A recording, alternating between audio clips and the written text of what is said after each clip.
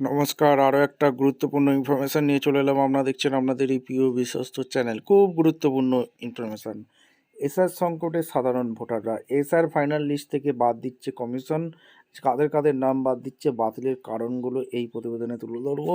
কী কারণে বাদ দিচ্ছে কমিশন, কোন ডকুমেন্টসগুলো ভ্যালিড নয়, লজিক্যাল ডিসক্রিপেন্সি থেকে কি বাদ কাদের দিচ্ছে, খুব গুরুত্বপূর্ণ বিষয় আপনাদের সামনে তুলে ধরবো। চ্যানেলে যারা ফার্স্ট টাইম এসেছেন চ্যানেলকে সাবস্ক্রাইব করে বেল আইকনটা টিপে রাখতে হবে লেটেস্ট গুরুত্বপূর্ণ আপডেট পাওয়ার জন্য। স্টেপ টু স্টেপ আপডেটটি আপনাদের সামনে তুলে ধরছি। আচ্ছা, আপনাদের সহজ ভাষায় বলছি, নির্বাচন কমিশন 13টি ডকুমেন্টসের কথা বলেছিল। এই 13টি ডকুমেন্টসের মধ্যে যে কোনো একটি ডকুমেন্টস যদি আপনারা এসআই শুনানির সময় জমা করেন তাহলেই কিন্তু হবে। কিন্তু শুনানিতে যাদের নথির তথ্য ঠিকভাবে মেলেনি তাদের নাম বাদ পড়ার সম্ভাবনাই সর্বাধিক। যাদের নাম বাদ পড়ার সম্ভাবনা কাদের, যারা ঠিকমতো ডকুমেন্টস সাবমিট করেনি। যে নির্বাচন কমিশন 13টি নোটিশ কথা বলেছিল, 13টি নোটিশের মধ্যে একটাও জমা করেননি। যে কোনো ইলেকট্রিক বিল এইসবগুলো জমা করলে তাদের কিন্তু নাম বাদ পড়ার সম্ভাবনাই সর্বাধিক। ঠিক আছে, এটা কিন্তু বলে দিচ্ছে, এটা মাথায় রাখবে। 13টি ডকুমেন্টস কী কী লাগবে সেটাও এই প্রতিবেদনে বলে দেবো। ভিডিও শেষে মোটামুটি বলে দেবো। আর একটা বলে রাখি, এই যে চলতি বছর বিধানসভা ভোটে কি তার ভোট দিতে পারবেন, এটা কি আপডেট উঠে যাচ্ছে এই বিষয়ে এবার মুখ খোলেন রাজ্যের মুখ্য নির্বাচনী আধিকারিক মনোজ আগারওয়াল। আচ্ছা, এই প্রতিবেদনে আর কি বলছে, এসআর হেয়ারিং শুনানিতে নাম বাদ পড়লে কী হবে। সাংবাদিক মুখোমুখি হয়ে পশ্চিমবঙ্গ মুখ্য নির্বাচন আধিকারিক বলেন, বিএলও বা ইআরও কারোর নাম কাটতে পারেন না। ঠিক আছে, এটা পরিষ্কারভাবে বলে দিয়েছে।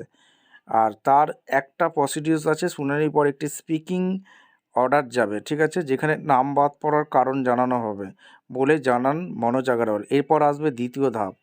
ঠিক আছে, আর একটা জিনিস বলে রাখি, যারা অনেকেই এসআই শুনানি নোটিশে হিয়ারিংয়ে উপস্থিত হননি।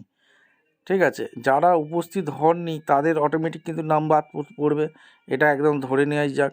যারা ডকুমেন্টস ভুল জমা দিয়েছে তাদের নামও কিন্তু এসআই ফাইনাল লিস্টে নাম আসবে না, এটাও ধরা যায়। ঠিক আছে, এটা কিন্তু বলেছে।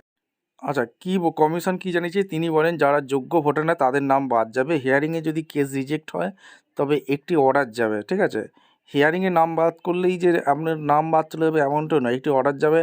সেখানে জানানো হবে কেসটি কেন রিজেক্ট করা হয়েছে। তাতে যদি সংশ্লিষ্ট ভোটারের আপত্তি থাকে তবে তিনি আবারও আবেদন করতে পারবেন বলে জানান মনোজ আগারওয়াল। সেক্ষেত্রে বিএলও ইআরও আইনগতভাবে সাহায্য করবেন বলে জানিয়েছেন। এইবার আমরা দেখে নেব কী কারণে নাম কাটা যাচ্ছে। ঠিক আছে, কাটা যাবে। উল্লেখ্য, বিভিন্ন কারণে রাজ্যের বাইরে থাকা ব্যক্তিরা শুনানি ডাক পাওয়া সত্ত্বেও উপস্থিত থাকতে পারেননি। পরিবারের সদস্যের হাজিরার অনুমতি থাকলেও তারা তা করতে পারেননি অনেকে। রাজ্যের মুখ্য নির্বাচন আধিকারিক জানান সেক্ষেত্রে নাম কাটা যাবে। ঠিক আছে, পরিষ্কার বলেই দিয়ে।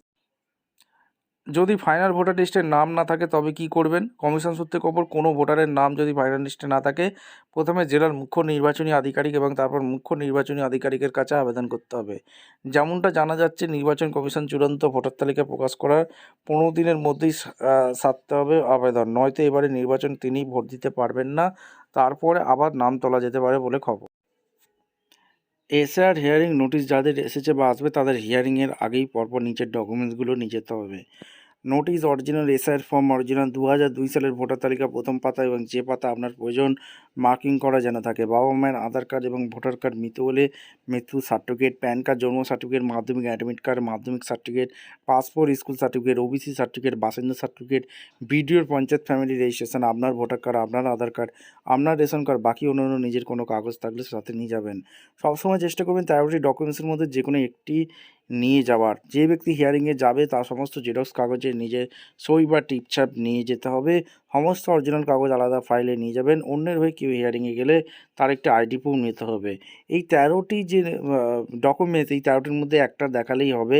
13টি ডকুমেন্টসের মধ্যে যদি কেউ 13টি ডকুমেন্টসের মধ্যে একটাও না দেখাতে পারে, ঠিক আছে, অন্য কিছু অর্থাৎ কারেন্টের বিল এই সব জায়গায় জমা দিলে তাদের নাম কিন্তু অটোমেটিক কিন্তু বাদ হয়ে যাবে। ঠিক আছে, এটা মাথায় রাখতে হবে।